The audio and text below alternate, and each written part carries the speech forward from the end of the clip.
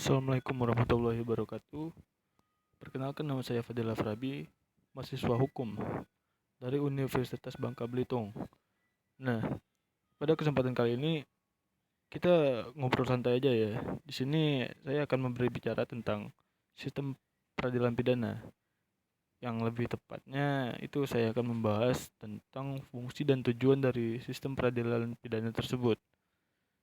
Nah, semoga didengarkan dan semoga materi ini bermanfaat bagi kita semua. Nah, yang pertama ada Davis, Kroll, dan Tyrer menjelaskan fungsi dan tujuan dari sistem peradilan pidana tersebut. Nah, penjelasan itu diuraikan di dalam bukunya yang berjudul An Introduction to the Criminal Justice System in England and Wales. Nah, dalam buku tersebut yang pertama adalah perlindungan terhadap publik dengan mencegah dan menangkal kejahatan serta merehabilitasi. Nah, itu teman-teman. Jadi tidak hanya menangkal, tapi juga merehabilitasi. Dan yang kedua adalah menanggulangi pelanggar dengan melumpuhkan yang berpotensi mengancam masyarakat. Yang ketiga, memelihara hukum dan ketertiban. Yang keempat, menghukum penjahat dengan memperhatikan prinsip hukum. Yang kelima, mendata ketidaksetujuan sosial atas perilaku yang dikecam dan menghukum penjahat. Dan yang terakhir nih teman-teman, itu memberikan perlindungan dan bimbingan kepada korban kejahatan. Nah, jadi korbannya juga dibimbing ya teman-teman.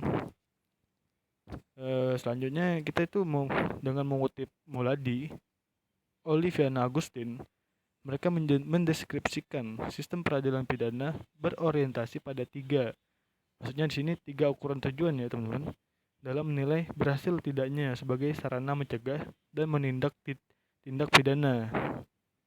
Nah, poin pertama adalah keberhasilan menciptakan rehabilitasi dan resosialisasi bagi terpidana. Yang kedua, keberhasilan mencegah timbulnya kejahatan. Dan yang ketiga adalah keberhasilan dalam menciptakan kesejahteraan sosial. Nah, gini teman-teman. Pada umumnya, tujuan besar dari sistem peradilan pidana itu adalah melindungi masyarakat dan menegakkan hukum. Nah, selain itu, tujuan pidana atau tujuan sistem peradilan pidana memiliki beberapa fungsi yang penting, teman-teman. Itu kalau nggak salah itu ada 6 ya. Yang pertama itu adalah mencegah perbuatan kejahatan. Nah, yang kedua adalah melakukan penindakan terhadap pelaku delik dengan memberikan pemahaman bahwa pencegahan tidak efektif. Yang ketiga adalah mengkaji kembali dengan melakukan tinjauan ulang atas aspek legalitas parameter pencegahan dan penindakan. Nah, yang keempat adalah putusan pengadilan dalam menentukan salah satu tidaknya atas pelaku yang ditahan. Dan yang kelima adalah disposisi yang relevan atas pelaku yang dikatakan bersalah. Dan yang keenam, lembaga koreksi sebagai perangkat negara yang mendapatkan legitimasi dari masyarakat terhadap perilaku pelanggar yang melanggar hukum pidana. Nah, itu tadi ada 6 poin penting tuh, teman-teman. Marjono Reksodiputro itu mencanangkan beberapa tujuan yang hendak dicapai sistem peradilan pidana.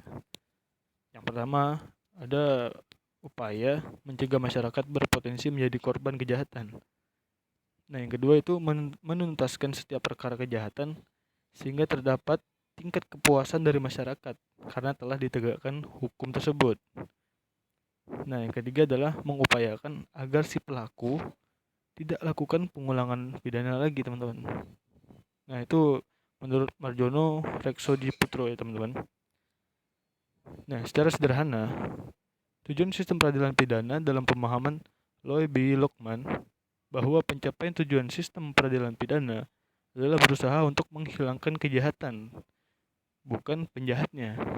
Nah, sekali lagi teman-teman, di sini ditekankan lagi yang dihilangkan itu adalah kejahatannya, bukan penjahatnya, teman-teman.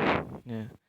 Dalam hal ini, Rusli Muhammad menjelaskan lebih sistematis mengenai tujuan dari sistem peradilan pidana yang memiliki tujuan khas dan mencerminkan pada karakteristik kondisi dari sistem peradilan pidana itu sendiri, teman-teman.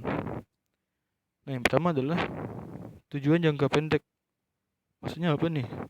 Nah, maksudnya ini tujuan jangka pendek ini berorientasi pada pelaku kejahatan atau kepada mereka yang berpotensi menjadi pelaku kejahatan. Nah, tujuan jangka pendek ini mengarahkan tindakannya pada perbuatan si pelaku untuk melakukan proses penanggulan, penanggulangan, penindakan, dan pencegahan guna si pelaku tidak mengulangi perbuatannya lagi. Nah, akhirnya kejahatan semakin berkurang, teman-teman. Nah, yang kedua itu adalah tujuan langkah, maksudnya tujuan jangka ya, teman-teman. Tujuan jangka menengah, titik tekannya adalah mewujudkan suasana yang kondusif, tertib, aman, dan damai dalam masyarakat. Nah, yang kedua ini adalah eh, ini sangat ditentukan oleh jangka pendek, teman-teman. Ya, mengapa demikian? Karena jangka menengah ini di berhasilnya atau tidak itu ditentukan dari yang pada tahap pertama tadi. Nah, kita lanjutkan lagi yang ketiga, tujuan jangka panjang. Tujuan jangka panjang sistem peradilan pidana ingin mencapai tujuan yang ideal, yaitu terciptanya tingkat kesejahteraan sosial masyarakat. Apabila tujuan jangka panjang ini tercapai, nah, merupakan konsekuensi dari tujuan jangka pendek dan jangka menengah. Itu, teman-teman. Nah, berdasarkan pada tujuan sistem peradilan pidana, yang saya jelaskan tadi itu menunjukkan begitu urgensinya sistem peradilan pidana, teman-teman. Selain memberikan perlindungan kepada setiap orang, juga memberikan perlindungan terhadap tujuan masyarakat dan bernegara. Perlindungan yang menjadi tumpuan tujuan dari sistem peradilan pidana beriringan dengan perubahan peningkatan kehidupan yang lebih baik dan kesejahteraan. Nah, mungkin pada kali ini kita membahas sedikit dulu ya, teman-teman. Nanti next time jika ada kesempatan lagi kita akan membahas materi yang lain. Terima kasih telah mendengarkan. Mohon maaf jika banyak kurangnya. Assalamualaikum warahmatullahi wabarakatuh.